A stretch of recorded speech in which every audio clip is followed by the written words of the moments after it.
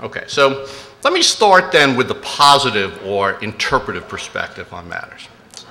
So both traditional originalists and constructionist originalists believe that the original meaning should be followed when the language is clear. But when the language is ambiguous or vague, constructionists believe we ought to go outside the Constitution.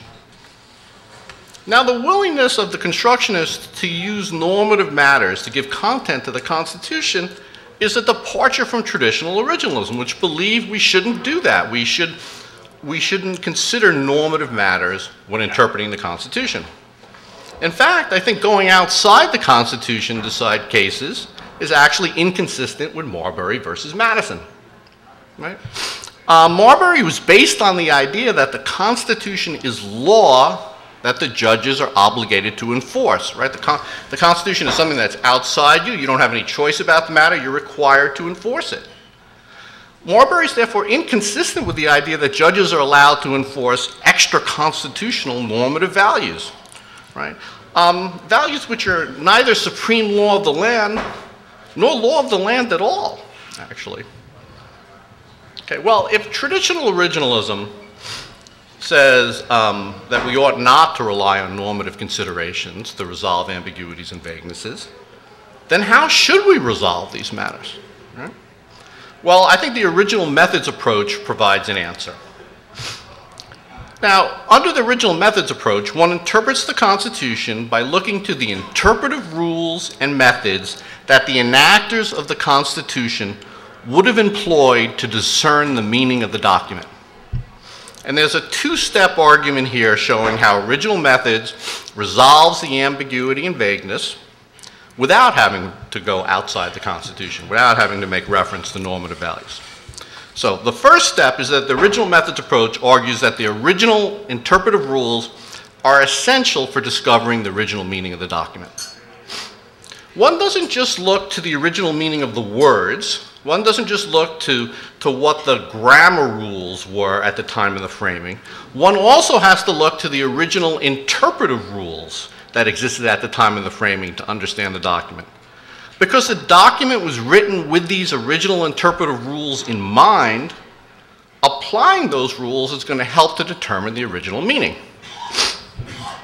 The recent case of District of Columbia versus Heller, I think, illustrates this. It's an example of this. So in that case, the question arose as to the meaning of the preamble of the Second Amendment, a preamble which discusses the militia. And writing for a majority of the Supreme Court, Justice Scalia explained that at the time of the framing, there was an interpretive rule that governed preambles. And it said that the effect of the preamble was to resolve ambiguities in the operative provision of the clause. Now, without that rule, Heller might have been decided differently. Without that rule, it might have been very reasonable to say, the preamble is not just limited to resolving ambiguities. The preamble has a greater effect. Thus, not only is Heller really the most important originalist case in a generation, Heller is also premised on original methods originalism. Now here's the second step in the argument for showing how original interpretive rules can resolve ambiguities and vaguenesses. Suppose we've got a provision that's ambiguous, and therefore there's two possible interpretations of it. Now, the original interpretive rules had various methods for resolving these ambiguities. They could consider the purpose of the provision. They could consider the structure of the document. They could consider which word meaning was more common.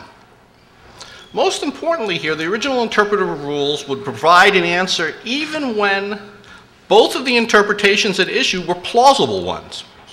So if the evidence supporting interpretation A were just slightly stronger than the evidence supporting interpretation B, even if it's a case of 51-49, the interpreter should choose A. The interpreter should go with the one that has the stronger evidence in favor of it. So in this way, original methods will resolve ambiguities without looking outside the Constitution.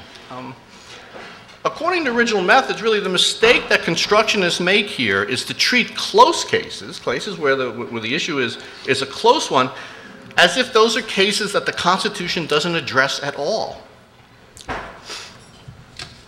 Okay. Well, under the original methods approach, there's going to be very few cases where the original meaning is going to run out. Right? It would seem actually to occur only in cases where you have ties, right? Where the evidence is exactly equal between the two different sides. But actually, even in these cases, the original meaning is not going to run out because there's an original interpretive rule that governs these situations. Under a sort of Thayerian type interpretive rule, which was largely followed at the framing, when the evidence is in equipoise between whether a statute is constitutional or a statute is unconstitutional, judges should decide in favor of the constitutionality of the statute. Right? Thus, the original interpretive rules are going to even resolve cases where there's ties. Well, given the time constraints here, let me just briefly conclude by addressing sort of one aspect of the normative question here and leave most of it to maybe the questions. An essential normative feature of originalism is that it's intended to constrain future decision makers. Right? So under originalism, neither the Supreme Court nor the political branches has the authority to change the meaning of the Constitution. And this feature is going to operate to protect rights and limitations that are in the original Constitution, and therefore it's going to limit government. Right? And Randy actually in his own work has emphasized this aspect of originalism, and he's called it by the very useful term lock-in. Right? We lock in the meaning of the Constitution, the original meaning of it. But I think Randy's construction methodology here conflicts with, or at least is in tension with, lock-in. Because construction is not controlled by the Constitution. Because construction is not controlled by the Constitution, construction is going to allow different judges using different political theories to change the meaning of constitutional law. Thus, construction is really going to be inconsistent with locking in a single meaning. Original methods, by contrast, I think better allows for a constitution that constrains over time.